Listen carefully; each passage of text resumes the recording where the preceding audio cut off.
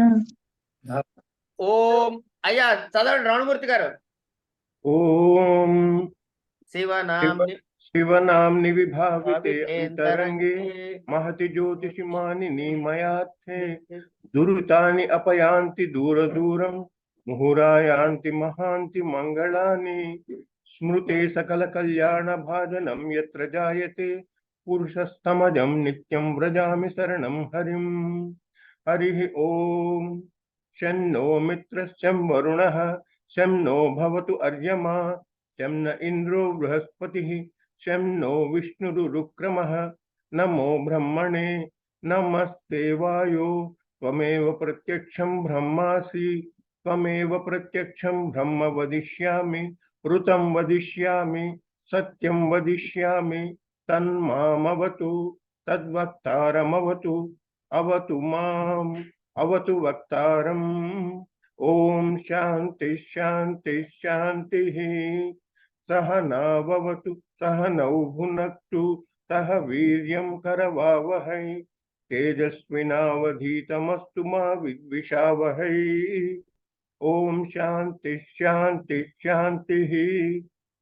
यच्छन्दसां वृषभो विश्वरूपः छन्दोभ्योऽध्यमृतात् सम्बभूव समेन्द्रो मेधया स्पृणोतु अमृतस्य देवधारणो भूयासं शरीरं मे विचक्षणं जिह्वा मे मधुमत्तमा कर्णाभ्यां भूरिविश्रुवं ब्रह्मणः कोशोऽसि मेधया पिहितः श्रुतं मे गोपाय। ओम शांति शांति शांति। अहम वृक्षस्य रेरिव कीर्तिः पृष्ठं गिरेरिव ऊर्ध्वपवित्रो वाजिनीव स्वमृतमस्मि द्रविणगुं सुवर्चसं सुमेधा अमृतोक्षितः इति त्रिशङ्कोर्वेदानुवचनम्। ओम शांति शांति शांति। पूर्णमदः पूर्णमिदं पूर्णात् पूर्णमुदच्यते पूर्णस्य पूर्णमादाय पूर्णमेवावशिष्यते। ओम शांति शांति शांति। आप्यायन्तु ममाङ्गानि वाक्पाणिश्चक्षुः श्रोत्रमथो बलमिन्द्रियाणि च सर्वाणि सर्वं ब्रह्म उपनिषदं माहं ब्रह्म निराकुर्यां मा ब्रह्म निर्मा करोत्। अनिराकरणमस्तु अनिराकरणं मे अस्तु तदात्मनि निरतेय उपनिषत्सु धर्माः ते मयि सन्तु। ओम शांति शांति शांति। वांग मे मनसि प्रतिष्ठिता मनो मे वाचि प्रतिष्ठितम् आविराविर्मयेधि वेदस्य मणिस्थः श्रुतं मे मा प्रहासीः अनेनाधीतेनाहोरात्रान् संदधामि ऋतं वदिष्यामि सत्यं वदिष्यामि तन्मामवतु तद्वक्तारमवतु अवतु माम् अवतु वक्तारम्। ओम शांति शांति शांति। ओम भद्रं नो अभिवातय मनः ओम शांति शांति शांति। ओम भद्रं कर्णेभिः शृणुयाम देवाः भद्रं पश्येमाक्षभिर्यजत्राः स्थिरैरङ्गैः सुष्ठुवागुंसन्तनूभिः व्यसेम देवहितं यदायुः स्वस्ति न इंद्रो वृद्धश्रवाः स्वस्ति नः पूषा विश्ववेदाः स्वस्ति नत्ताक्ष्यो अरिष्ठनेमिः स्वस्ति नो बृहस्पतिर्दधातु। ओम शांति शांति शांति। ओम नमो ब्रह्मादिभ्यो ब्रह्म विद्या संप्रदाय कर्तृभ्यो वंश्येभ्यो नमो गुरुभ्यः सर्वोपप्लवरहितः प्रज्ञानघनः प्रत्यकर्थो ब्रह्मैवाहमस्मि अधीहि भोः भगवः। सदाशिवसमारम्भां शङ्कराचार्यमध्यमाम् अस्मदाचार्यपर्यन्तां वन्दे गुरुपरम्पराम्।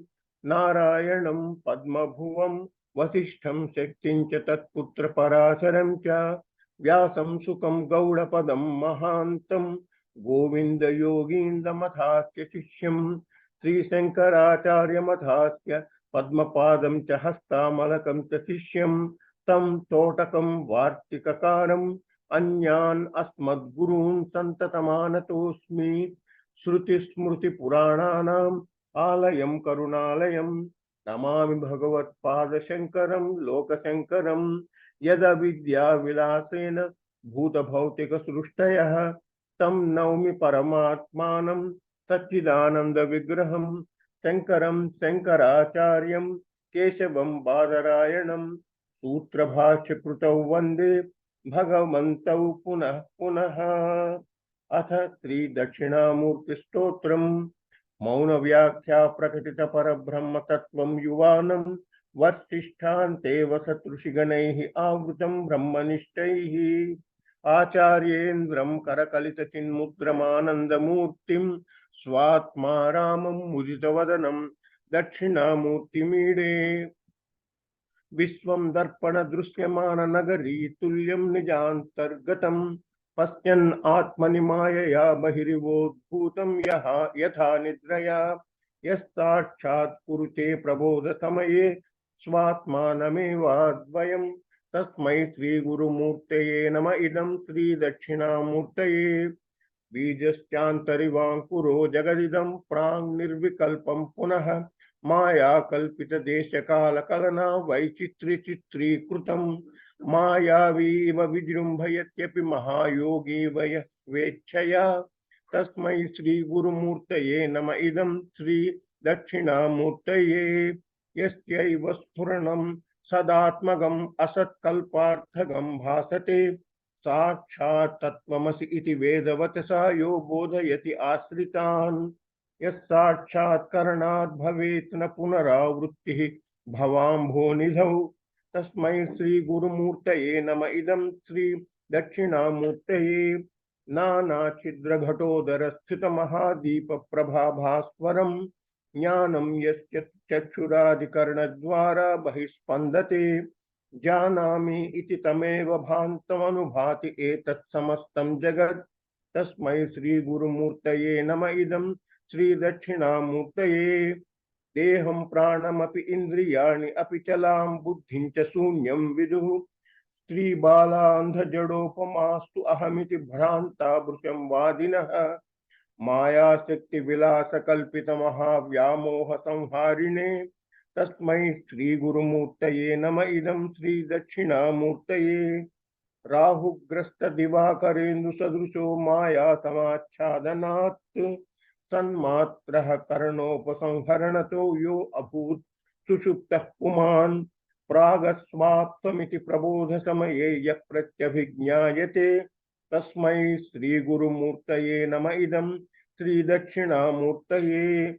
बाल्यादिष्वपि जाग्रदादिषु तथा सर्वासु अवस्थास्वपि व्यावृत्तासु अनुवर्तमानमहम् इति अन्तःस्फुरन्तं सदा स्वात्मानं प्रकटीकरोति भजतां यो भद्रया मुद्रया तस्मै श्री गुरुमूर्तये नम इदं श्री दक्षिणामूर्तये।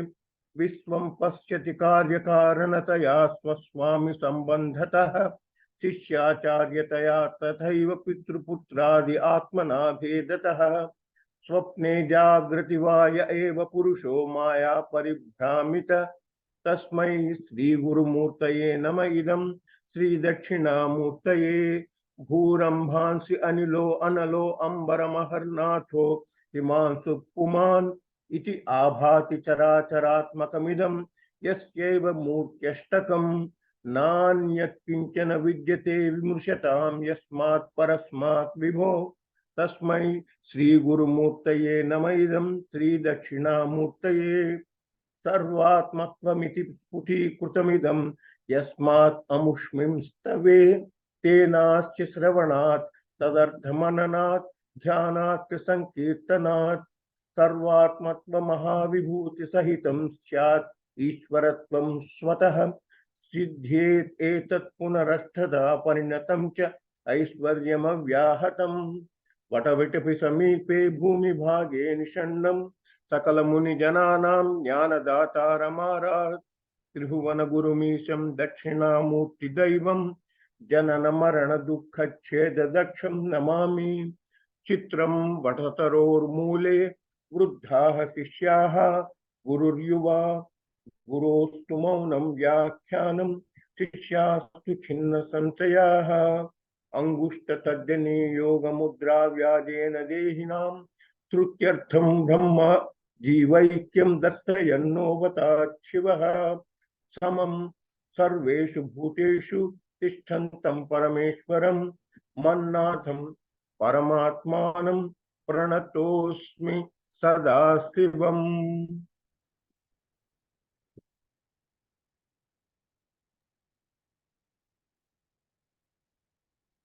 ప్రణతోస్మి సదాశివం.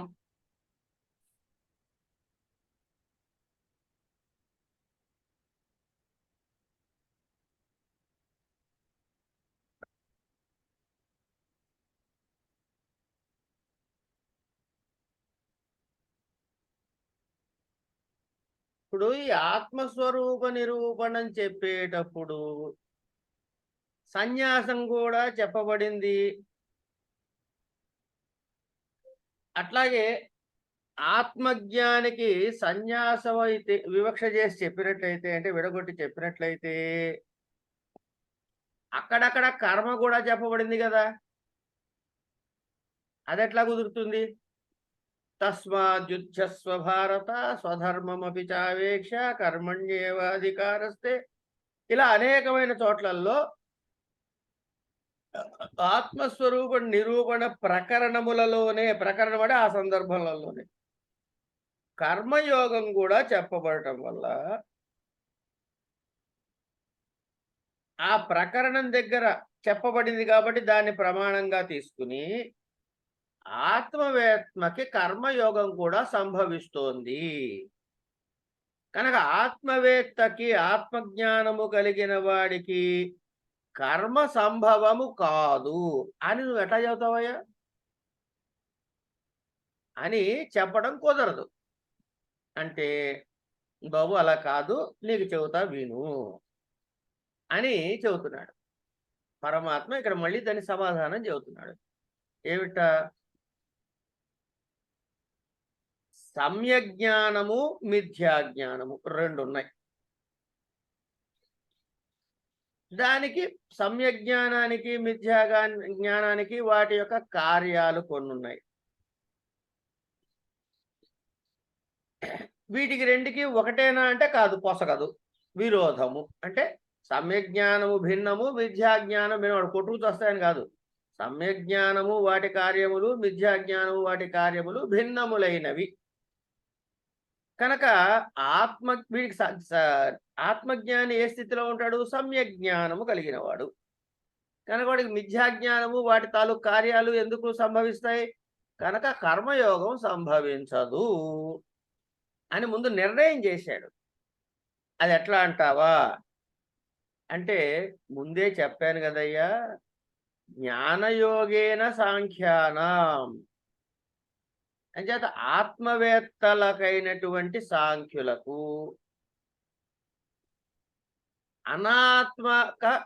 అనాత్మవిత్ కర్తృకమైన కర్మయోగము కంటే నిష్క్రియాత్మకమైనటువంటి ఆత్మస్వరూపములో అవస్థాన రూపమైన జ్ఞానయోగ నిష్ట ఏదైతే ఉందో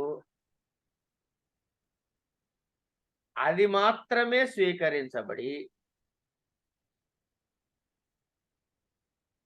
ఆత్మవేత్త కర్మల నుండి కృతకృత్యుడు అయ్యాడు కాబట్టి, అంటే ఈ జ్ఞానయోగం దేనికి అంటే సర్వకర్మ సన్యాస స్థితికి రావడానికి, నిశ్రేయసం పొందడానికి. కానీ ఒకసారి అటు వెళ్ళిపోయిన తర్వాత, ఆ ప్రయోజనం తీరిన తర్వాత ఏం చెప్పాడు? తస్య కార్యం న విద్యతే, తస్య కార్యం న విద్యతే. కనుక అంచేత వాడు చేయాల్సినటువంటి పని ఇంకేమీ లేదయ్యా అని మనకు వాక్యం కనబడుతుందిగా. అట్లాగే న కర్మణమనారంభాత్ సన్యాసస్తు మహాబాహో దుఃఖమాప్తుమయోగతః. ఇలాంటి వాక్యాలు మనకు అనేకం కనపడతాయి కదా. కనుక జిజ్ఞాసు అయిన వాడికి ఆత్మజ్ఞానానికి పొందటానికి అంగభూతముగా కర్మయోగం చెప్పబడిందే తప్ప యోగారూఢస్య తస్యైవ శమః కారణముచ్యతే అని తనకి సమ్యక్ దర్శనము ప్రాప్తించిన తర్వాత కర్మయోగ అభావం చెప్పే వచనాలు కూడా మనకు కనపడతాయి. యోగారూఢస్య తస్యైవ శమః కారణముచ్యతే.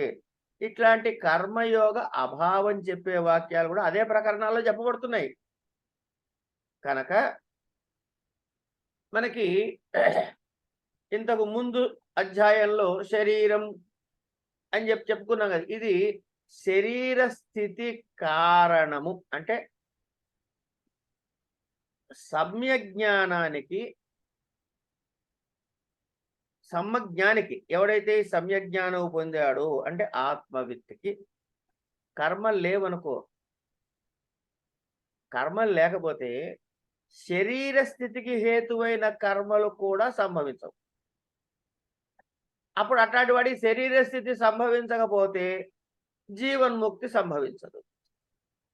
జీవన్ముక్తి ముక్తి లేకపోతే ఉపదేశం చేసేవాళ్ళు లేకుండా పోయే పరిస్థితి వస్తుంది.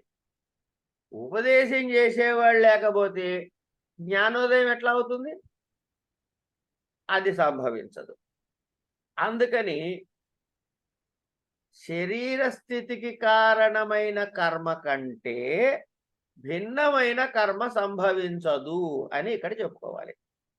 నైవ కించిత్ తత్వవిత్ అంచేత శరీర స్థితి మాత్ర ప్రయుక్తముగా వాడు ఏం చేస్తాడు? చూస్తాడు, వింటాడు, చేస్తాడు. ఇవన్నీ ఆత్మజ్ఞాని అంతఃకరణంలో ఇవేవి నేను చేస్తున్నానని గాని, నేను వింటున్నానని గాని, నా వల్ల చేయబడుతుంది కానీ కర్తృత్వం లేకుండా ఉంటుంది. ఎందుకు? నేను చేస్తున్నాను అనేటటువంటి జ్ఞానంతో చేయబడటం లేదు. అలా చేస్తే అది ఆత్మజ్ఞాని సమ్యక్ దర్శనానికి విరుద్ధం. అంటే మళ్ళీ ఎక్కడో మిథ్యాజ్ఞానానికి కారణమవుతుంది. కనుక కర్మయోగం అన్నది ఆత్మజ్ఞానికి నిద్రలో స్వప్నంలో కూడా తలవటానికి కూడా వీల్లేదు పోవయ్యా, కుదరదయ్యా అన్నాడు. ఈ జీవన్ముక్త స్థితి ఎందుకు వస్తుంది అంటే ఉన్నటువంటి 3 కర్మ విశేషాల్లో సంచితము ఇంకా గతములో చేసి అనుభవించటానికి ఇంకా మిగిలినటువంటిది ఈ జన్మలో అనుభవించటానికి ఉన్నటువంటి ఏదైతే ఉందో విశేషము, ఆ పాపపుణ్య సంచయము, ఆ చిన్నము దాన్ని ప్రారబ్ధము అంటారు. ఈ ప్రారబ్ధం అనుభవిస్తేనే నశిస్తుంది తప్ప ఏ విధముగా కూడాను దగ్ధము కాదు. కనుక జ్ఞానికి కర్మలు ఫలముతములన్నీ దగ్ధమైపోతాయి అంటే ఈ ప్రారబ్ధము తప్ప మిగిలినవి అంటే ఆగామి గాని ఇంకా మిగిలిపోయి ఈ ప్రారబ్ధమును తప్పించి మిగిలిన సంచితమంతా కూడా దగ్ధం అవుతుంది, కానీ ప్రారబ్ధం కాదు. అంచేత ఆ ప్రారబ్ధ కర్మ అనుభవించే వరకు కూడా ఈ సమ్యజ్ఞానము కలిగినటువంటి ఈ ఆత్మవిత్ ఉంటాడు. కానీ తన స్థితి మాత్రం ఆత్మజ్ఞాన స్థితిలోనే ఉంటాడు. కార్యక్రమాలు చేస్తుంటే జరుగుతూ ఉంటాయి. నేను కాదు ఈ చేసేది, ఈ శరీరం యొక్క గుణములు గుణి చేస్తున్నాడు తప్ప నేను కాదు అనేటటువంటి స్థితిలోనే ఉంటాడు. కనుక కర్మయోగాన్ని ఆత్మజ్ఞాని సమ్యక్ దర్శనము కలిగిన వాడు కర్మయోగం వాడికి చెప్పబడింది అని పొర్రపాటున కూడా మెళుకుత కదా స్వప్నంలో కూడా అనుకోవడానికి లేదు. అందుకని అనాత్మవిత్ కర్తృకమైనటువంటి కర్మ సన్యాసము కర్మయోగాలకి నిశ్రేయసకరత్వాన్ని చెప్పబడి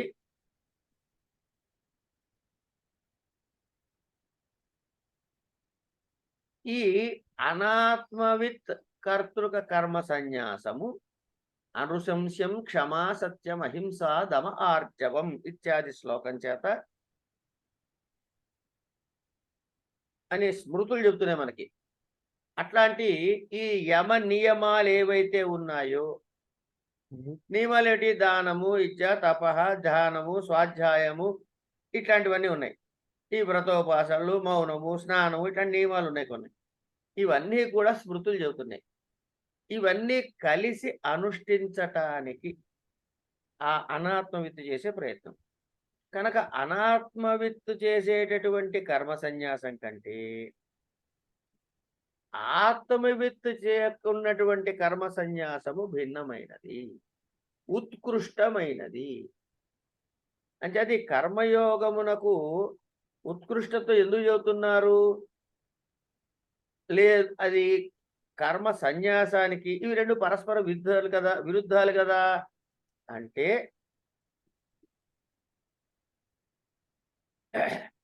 ఏది ప్రశస్తతరమైనదో, ఏది ఉత్తమమైనదో దానిని మాత్రమే అనుష్ఠించాలి. అంచేత అనాత్మవిత్తు చేసేటటువంటి కర్మ సన్యాస కర్మయోగాలలో కర్మయోగము ఉత్కృష్టమా అని అంటే అది తెలుసుకోవాలి అనేటటువంటి కోరికతోటి ఇక్కడ ఈ ప్రశ్న ఉత్పన్నమైనది అని అసలు ఈ అర్జునుడు ఈ ప్రశ్న ఎందుకు వేశాడు అని ఇప్పటివరకు చెప్పాడండి మనకి. అంటే బాగా ఆలోచిస్తే ఏం తేలుతుంది? జాయసీ చేత్ కర్మణస్తే అని మనకి జ్ఞానకర్మాలు, జ్ఞానము కర్మ ఏకపురుష అనుష్ఠేయములు కావు. ఎందుకు? ఏది శ్రేయస్సో, ఈ రెండిట్లో ఏది మంచిదో నాకు ముందు చెప్పారు. ముందే ఏతయో రేకం తన్మే బ్రూహి సునిశ్చితం అన్నాడుగా.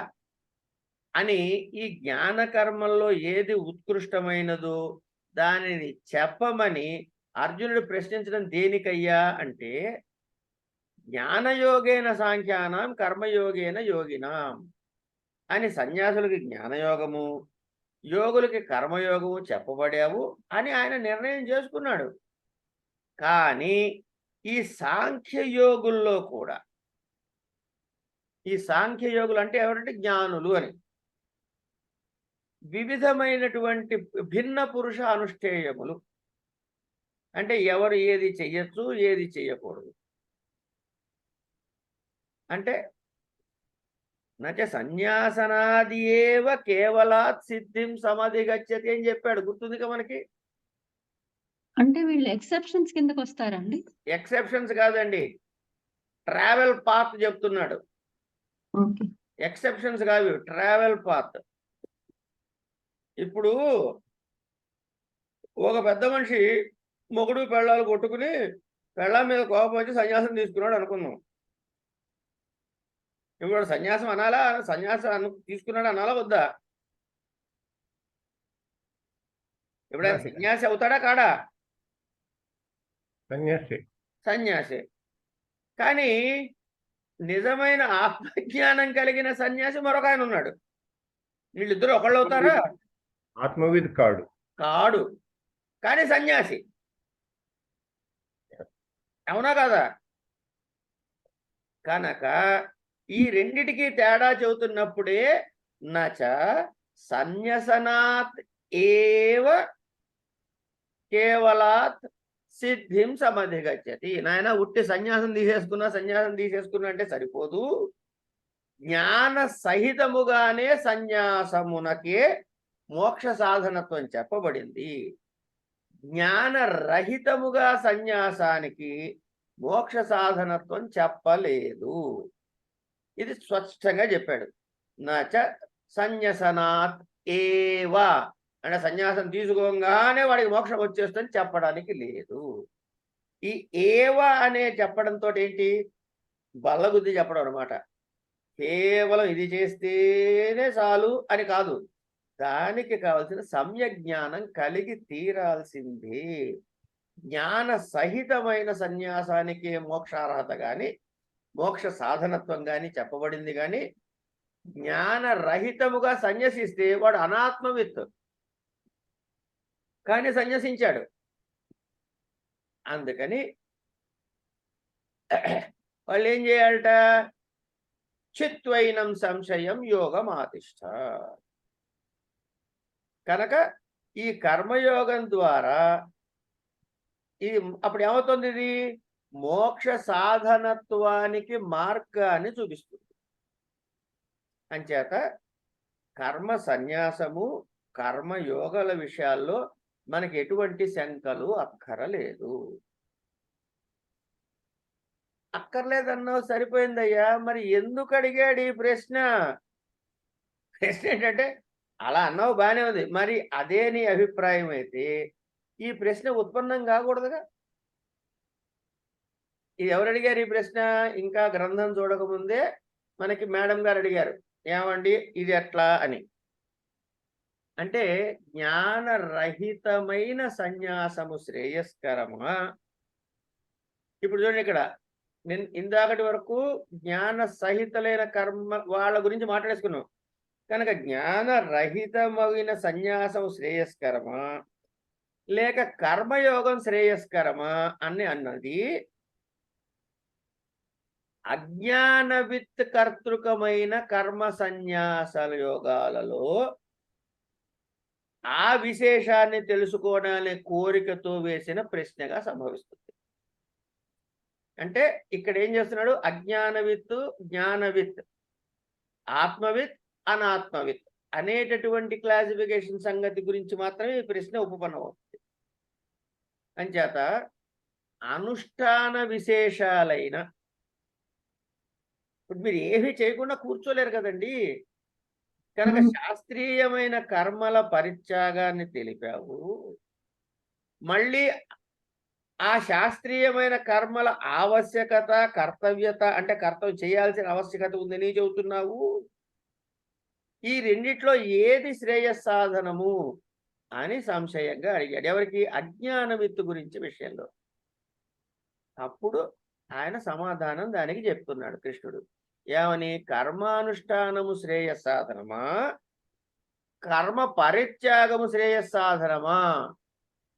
ఈ రెండిట్లో ఏది నేను అనుష్ఠించాలి, వాడు అజ్ఞానవిత్ అనుష్ఠించాలి అనే ప్రశ్న వేస్తే ఈ కర్మ సన్యాస కర్మ యోగాల్లో ఏది శ్రేయస్సాధనము, అంటే ఏది శ్రేయస్సుని వనగూర్చుతుందో, ఏది దీనికన్నా అది బెటర్, అంటే ప్రశస్త తరమైనదో, ఎప్పుడైతే ప్రశస్త తరము అన్నాడో ఇక్కడ మనకు అర్థం కావాల్సింది ఏంటి?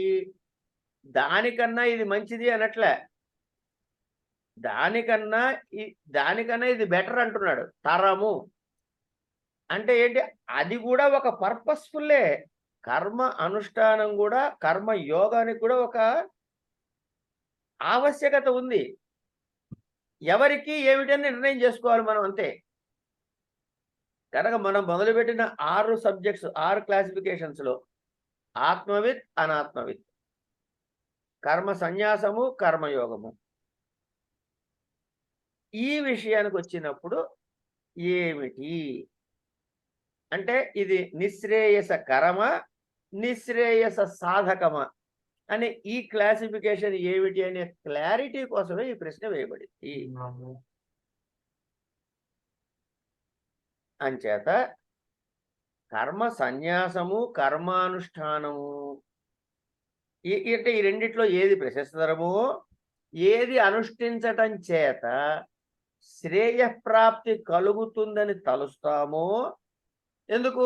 కర్మ సన్యాసము కర్మానుష్ఠానము కూడా ఏకకాలమునందు ఏకపురుషమును అనుష్ఠించేందుకు కుదరదు. కనుక ఈ రెండిట్లో నీకిష్టమైనది, నీ చేత ఉద్దేశించబడినది, నీ ఉద్దేశంలో ఏమిటి అది నాకు చెప్పు అని ఈ ప్రశ్న వేశాడు ఇక్కడ.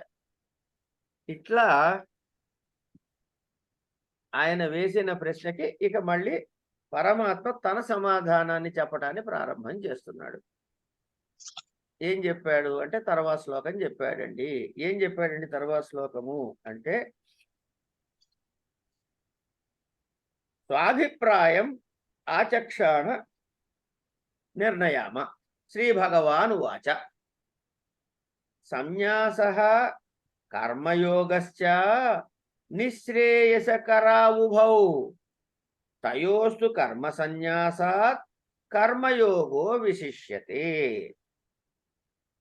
అని తర్వాత శ్లోకాన్ని చెబుతున్నాడు. ఏమని? సన్యాస, సన్యాసము, కర్మయోగస్య, కర్మయోగములు, ఉభౌ, ఈ రెండు కూడా నిశ్రేయసకరం, మోక్షాన్ని ఇచ్చేవే.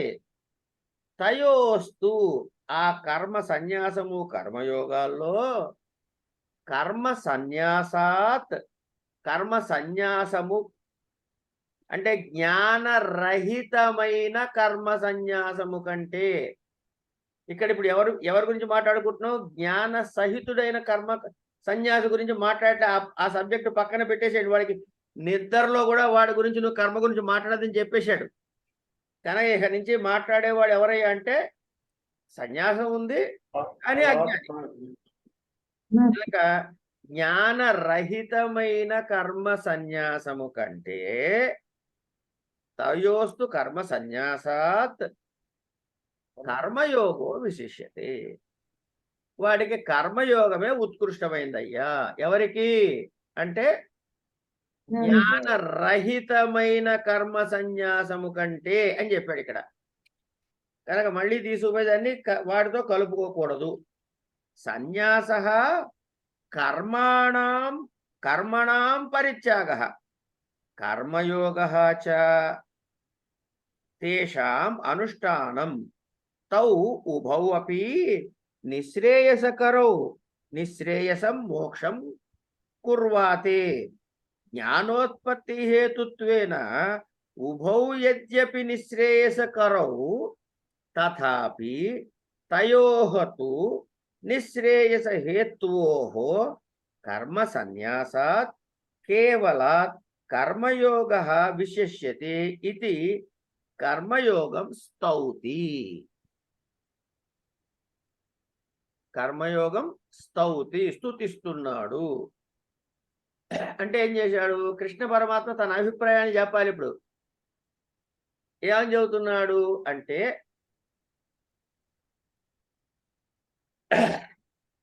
శాస్త్రీయ కర్మల పరిత్యాగము, అలాంటి కర్మల అనుష్ఠానము, ఈ రెండు కూడా జ్ఞానోత్పత్తి హేతువులే.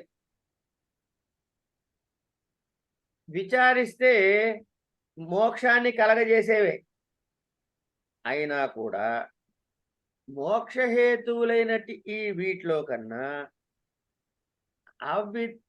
అజ్ఞానవిత్ అంటే ఆత్మవిత్ కానివాడు, వాడి చేత చేయబడేటువంటి కర్మ సన్యాస కర్మయోగములలో వాడు జ్ఞానరహితుడు కదా. జ్ఞానరహిత కర్మ సన్యాసం కంటే వానికి కర్మయోగమే ఉత్కృష్టమైనది అని చెప్తున్నాడు. ఎందుకు ఉత్కృష్టమైనదో వివరం చెబుతాడు మళ్ళీ వెనకాల. కర్మయోగమే ఉత్కృష్టమైనది.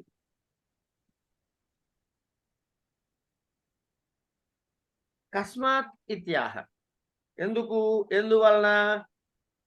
కస్మాత్ ఎందువలన అంటే ఆహ ఇత్యాహ, ఇలా చెబుతున్నాడు. ఏం చెబుతున్నాడు? జ్ఞేయః స నిత్య సన్యాసి యో నద్వేష్టి నకాంక్షతి నిర్ద్వంద్వో హి మహాబాహో సుఖం బంధాత్ ప్రముచ్యతే. కస్మాత్ అని చెప్తున్నాడు. ఎందుకో?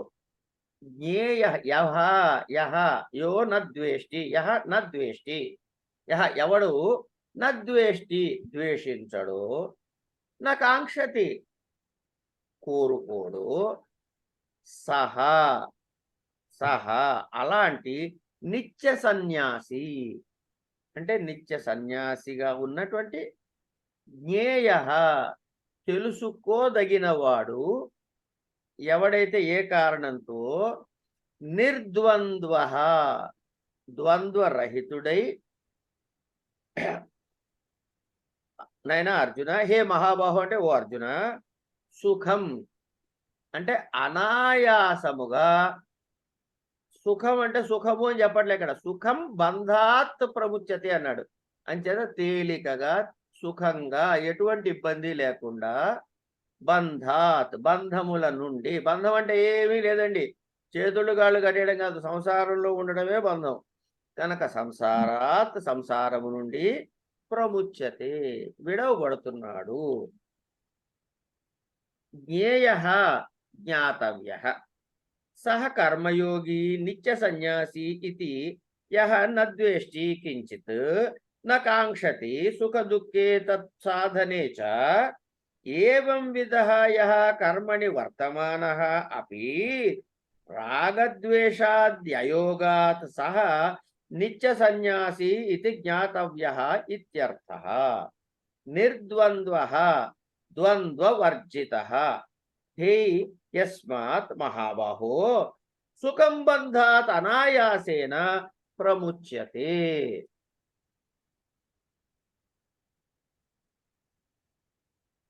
అంటే ఎవడైతే కర్మ అన్నది మనకి మామూలుగా మనకు అర్థమైంది ఏంటంటే, కర్మ చేస్తే ఏమొస్తుందండి, కర్మలు చేయడం ద్వారా మనకు వచ్చేది ఏమిటంటే బంధాలు. ఎందుకు, ఒక కర్మ చేస్తే అది అయితే ధర్మకర్మ అవ్వాలి, లేకపోతే అధర్మకర్మ.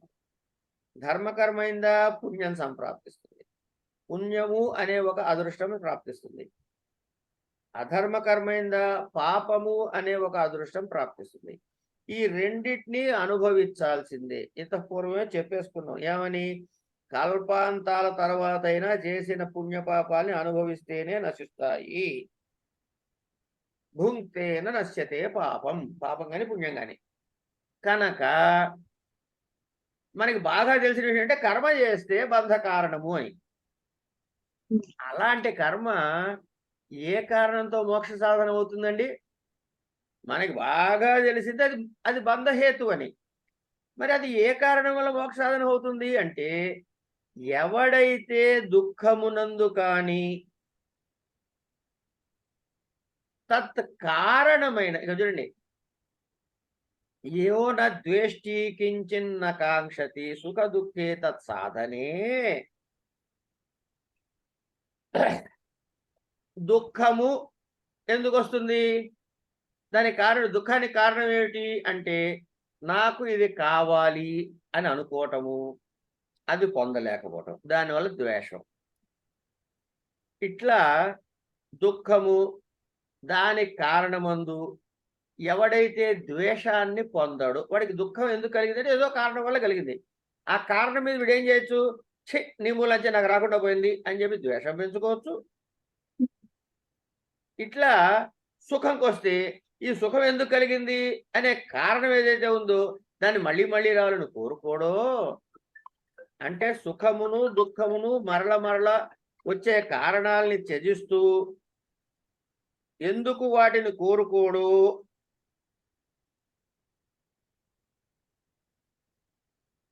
అలా కాంక్షింపడు, వాడికి అలాంటి కర్మయోగికి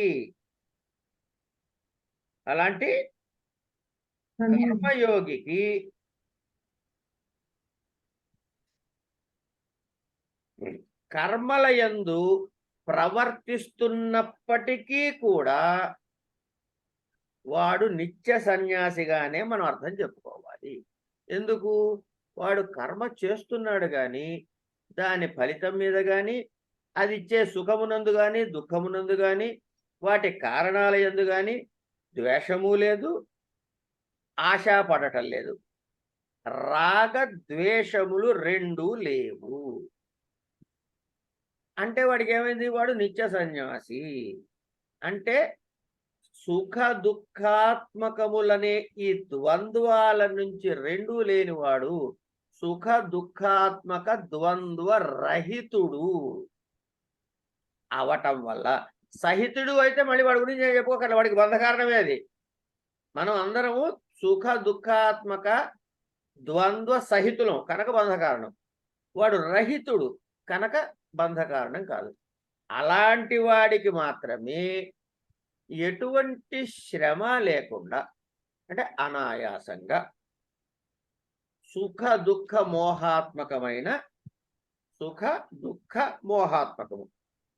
ఈ సుఖ దుఃఖ మోహాత్మకమైన మూడు ఎందుకు చెప్పాడండి అంటే, సుఖం ఎందుకు ఏది ఇస్తుందయ్యా అంటే సత్వగుణం ఇస్తుంది. సత్వగుణము సుఖహేతువు, రజోగుణము దుఃఖహేతువు, తమో గుణము మోహహేతువు. కనుక సుఖ దుఃఖ మోహాదులు కలిగేది దేనికని అంటే సత్వ రజస్తమో గుణాల వల్ల. దానివల్లగా ఈ సంసారం అంతా ఉంది. కనుక సత్వరజస్తమో గుణాలు పోవటము, లేకపోవటము, వాటి బంధం నుంచి ముక్తుడు కావటం అంటే ఏమిటైందండి? సత్వరజస్తమో గుణాలు వదిలేస్తే వాడు నిర్గుణుడు అయ్యాడు. అవి ఉంటే సగుణుడు అవుతాడు. నిర్గుణుడు అంటే అర్థం ఏంటండి? పరమాత్మ చైతన్యం. కనుక వాడు బంధాల్లో ఉన్నాడు, విముక్తుడయ్యాడా అంటే విముక్తుడయ్యాడు అని చెప్పాలి. ఇది అయ్యా చెప్పండి. సరే, ఈ ఈ నిత్య సన్యాసి అని చెప్పబడుతున్నవాడు వీడు ఆత్మవిదేనా? కాదు, ముందే చెప్పేశాడుగా దాని ముందు శ్లోకం. అయ్యో, సన్యాసిన మహా కర్మ యోగశ్చ నిశ్రేయస కర్మావుభౌ తయోస్తు కర్మ సన్యాసాత్ కర్మయోగో విశిష్యతే అనే దానిలో సన్యాస కర్మణాం పరిత్యాగ కర్మయోగ తేషాం అనుష్ఠానం తౌ అపి నిశ్రేయసకరౌ నిశ్రేయసం మోక్షం కుర్వాతే జ్ఞానోత్పత్తి హేతుత్వేన ఉభౌ యద్వా నిశ్రేయస తదాపి అని చెప్పుకొస్తూ ఇక్కడ ఏం చెప్పాడు అంటే ఈ రెండు ఎవరికయ్యా అంటే జ్ఞాన విహీనుడైనటువంటి వాడికి అని చెప్పాడు. అంటే సంసారంలో ఉన్న వాళ్ళని కిందకు వస్తారా? అందరూ సంసారంలో ఉన్న వాళ్ళమే. అంతే, అంటే నాలాంటి వాడు. మీరు అన్నిటికీ మీరుతో పోల్చొసి ఒకటి అర్జెంటుగా ప్రతిదీ మిమ్మల్ని ఒక ఎగ్జాంపుల్ గా పెట్టుకుని చూసుకోకండి. యాబ్స్ట్రాక్ట్ గానే అర్థం చేసుకోండి. యాబ్స్ట్రాక్ట్ సబ్జెక్ట్ ని యాబ్స్ట్రాక్ట్ గానే అర్థం చేసుకుంటే అర్థమవుతుంది ఏమ్మా. ఎందుకంటే మీరు లిమిట్ అయిపోతారు. మీరు మీ థాట్ ప్రాసెస్ మీతో కంపారిజన్ లో అందని విషయాన్ని మీరు అర్థం చేసుకునే ప్రయత్నం చేయరు. మీతో మీరు కంపేర్ చేసుకుంటుంటే మీతో కానీ ఇంకోటితో కానీ. అంచేత ఆ కంపారిజన్ పెట్టుకుని ఆలోచిస్తే అందులో ఉన్న లిమిటేషన్స్ అన్ని వీటికి తెలుసుకోవాల్సిందని కూడా ఆపాదించేస్తాం మనం. కనుక అయ్యా ఇక్కడ అనాత్మ విత్ సన్యాసి గురించి మాట్లాడుకుంటామండి. రమణమూర్తి గారు, రమణమూర్తి గారు క్లియరా? అంటే వాడికి ఆత్మజ్ఞానం ఇంకా లేదు అంతే. కానీ సన్యాసం స్వీకరించాడు. సన్యాస కర్మయోగయో భిన్న పురుషానుష్ఠేయో విరుద్ధయో ఫలే అపి విరోధ యుక్త నతు ఉభయో అపి నిశ్రేయసకరత్వం ఏవ ఇతి ప్రాప్తే ఇదం ఉచ్యతే. సాంఖ్యయోగో పృథక్ బాలాః ప్రవదంతి న పండితాః ఏకమప్యాస్థిత సమ్యగ్ ఉభయోర్ విందతే ఫలం. ఇందాక అనుకున్నట్టుగా కోపంలో తీసుకున్న సన్యాసి లిస్ట్ లోకి వస్తాడండి? ఏమండి, ఇందాక మనం కోపంతో భార్య బిడ్డ వస్తాడు ఖచ్చితంగా. వాడి కోసం ఇది. అదే కదా. సాంఖ్యయోగౌ పృథక్ బాలాః ప్రవదంతి న పండితాః ఏకమప్యాస్థిత సమ్యక్ ఉభయోర్ విందతే ఫలం అంటున్నాడు. బాలాః అంటే అజ్ఞానులు, సాంఖ్యయోగౌ అంటే ఆత్మ విషయమును తెలిసిన వారు అంటే సన్యాసులు. కర్మయోగాలను ఏమిటివి? పృథక్ అంటే ప్రవదంతి అంటే ఇది వేరు అది వేరుగా పృథక్ విడివిడిగా ప్రవదంతి చెబుతున్నారు. పండితాః అంటే పండితులు అయిన వాళ్ళు న ప్రవదంతి. పృథక్ ఇది బాలాః ప్రవదంతి నా పండితాః అంటే నా ప్రవదితాః ప్రవదంతి. చెప్పరు. ఎవరు? జ్ఞానులు చెప్పరు. ఉభయోః అంటే కర్మ సన్యాస కర్మయోగాలలో ఏకమపి ఏ ఒకదానినైనా సమ్యక్ ఆస్థిత సవ్యముగా అనుష్ఠిస్తే ఏమిటవుతుందిట? కర్మ సన్యాస కర్మయోగములు యొక్క ఫలము కూడా పొందుతారు. అంటే ఫలం ఏమిటయ్యా వాటికి అంటే మోక్షాన్ని పొందుతారు. ఎవరు? పండితులు. బాలాహ అంటే అజ్ఞానులు ఏమంటారు? కర్మయోగానికి వేరే ఫలమండి, సాంఖ్యయోగానికి వేరే ఫలమండి అనే భ్రమలో ఉంటారు. పండితులు ఏమంటారు? అక్కడి ఇక్కడికి వచ్చాడు వాడు, అది కారణం కాబట్టి అది పొందుతాడు అనే విషయాన్ని చెబుతున్నాడు. దీనికి స్వామివారు ఏం చెప్పారో చూద్దాం. సాంఖ్యయోగో పృథక్ విరుద్ధ భిన్న ఫలౌ బాలాహ ప్రవిదంతి న పండితాః పండితాః తు జ్ఞానినః ఏకం ఫలం అవిరుద్ధం ఇచ్ఛంతి. కథం ఎలా? ఏతం అపి సాంఖ్యయోగయోః సమ్యక్ ఆస్థితః సమ్యక్ అనుష్ఠితవాన్ ఇతి అర్థః. ఉభయోః విందతే ఫలం ఉభయోః తదేవ హి నిశ్రేయసం ఫలం అతః న ఫలే విరోధః అస్తి న ఫలే విరోధః అస్తి అన్నాడు. అంటే ఈయన ఏమంటున్నాడు వెంటనే? నను సన్యాస కర్మయోగ శబ్దేన ప్రస్తుత్య సాంఖ్యయోగయోః ఫలైకత్వం కథం ఇత్యహ ఇహ అప్రకృతం బ్రవీతి. ఏమయ్యా, సన్యాస కర్మయోగాలు చెప్పావు, మళ్ళీ ఫలితం మాత్రం ఒకటేనట చెబుతావు. నైష దోష నయేష దోష యద్యపి అర్జునేన సన్యాసం కర్మయోగం చ కేవలం అభిప్రేత్య ప్రశ్నః కృతః భగవాన్ తు తత్పరిత్యాగేనైవ స్వాభిప్రేతం చ విశేషం సంయోజ్య శబ్దాంతరవాచ్యతయా ప్రతివచనం దదౌ సాంఖ్యయోగావితి. తౌ ఏవ సన్యాస కర్మయోగౌ జ్ఞానతదుపాయ సమబుద్ధిత్వాది సంయుక్తౌ సాంఖ్యయోగ శబ్దవాచ్యౌ ఇది భగవతః మతం. అతః న అప్రకృత ప్రక్రియా అని దానికి క్లారిఫికేషన్ ఇచ్చారు. ఏంటయ్యా అంటే ఈ కర్మ సన్యాస యోగాలు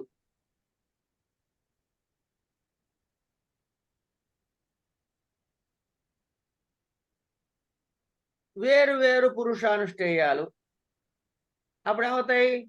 వేరు వేరు ఫలితాలను ఇవ్వాలి. కర్మ సన్యాసము ఒకళ్ళకి, ఒక పురుషుడికి, కర్మయోగం వేరు పురుషుడికి, అంటే భిన్న పురుష అనుష్ఠేయములు అనుష్ఠించదగ్గవి అయినప్పుడు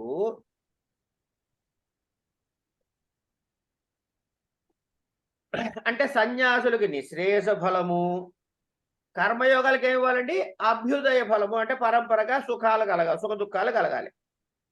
అలాంటి సన్యాస కర్మయోగాలకు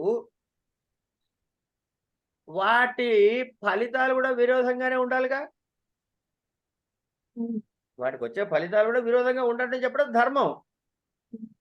కానీ ఆ రెండిటికి నువ్వేం చెబుతున్నావు? మోక్ష సాధనత్వాన్ని చెబుతున్నావు. ఎట్లా చెబుతున్నావు? సాంఖ్యయోగం అని కలిపి చెబుతున్నావు.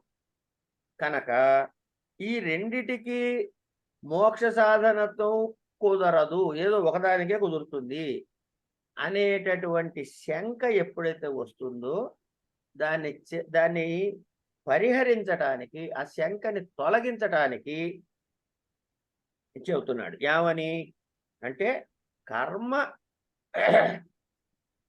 ఈ సాంఖ్యయోగం అని చెబుతున్నాడు. శాస్త్రార్థము తెలియనటువంటి, అంటే శాస్త్ర విషయం తెలియనటువంటి వాడు, అవివేకులైతే ఎవరు? బాలాహ అన్నాడు కదా, ఆ అవివేకులు ఎవరైతే ఉన్నారో వాళ్ళు కర్మ సన్యాసానికి, కర్మయోగానికి భిన్న భిన్న ఫలాలు కలిగినవి అని చెబుతారు. కానీ జ్ఞానులైన వాడు, యోగి అయిన వాడు కర్మ సన్యాసానికి కర్మయోగానికి భిన్న ఫలములు ఉన్నాయి అని చెప్పరు. అంటే ఏక ఫలమే చెప్తారు. ఎవరు? ఈ పండితులు. ఎందుకు ఎందుకు అంటే కర్మ సన్యాస కర్మయోగాలలో ఏ ఒకదానిని సరిగ్గా అనుష్ఠిస్తే అప్పుడు ఏమవుతుంది? ఆ రెండిట్లో ఒకదానిని అనుష్ఠిస్తే దానితోటి ఒక ఫలాన్నే పొందుతాడు కానీ రెండు ఫలాన్ని ఎట్లా పొందుతారు అని అనుకుంటావేమో. కర్మయోగము ద్వారా కర్మ సన్యాస కర్మయోగములలో కర్మయోగము ద్వారా తత్వజ్ఞానము కలిగి తద్వారా రెండవ ఫలమైనటువంటి మోక్ష రూప ఫలాన్ని కూడా పొందుతాడు కనుక రెండిట్లోనూ ఫలానికి ఏ విరోధము లేదయ్యా అన్నాడు. అంటే ఇక్కడ మళ్ళీ ఏం చెప్పుకోవాలి? మాటి మాటికి మనం వెనక్కి వెళ్ళి తప్పు పని చేయకూడదు. ఏమిటది అంటే సన్యాస యోగ శబ్దాలతో చెప్పబడిన కర్మ సన్యాస కర్మయోగాలు రెండిట్లో ఫలము ఒకటే. అంటే ఎందుకు అవుతుందయ్యా అంటే కర్మ యోగములో ద్వారా వాడు సాత్వికతని పొంది అపేక్షలు నశించి సన్యాసానికి అంటే ఆత్మవిత్తుగా సన్యాసానికి అర్హుడవుతాడు. అంటే ఈ కర్మయోగం తీసుకువెళ్ళి సన్యాసంలో కూర్చోబెడుతుంది.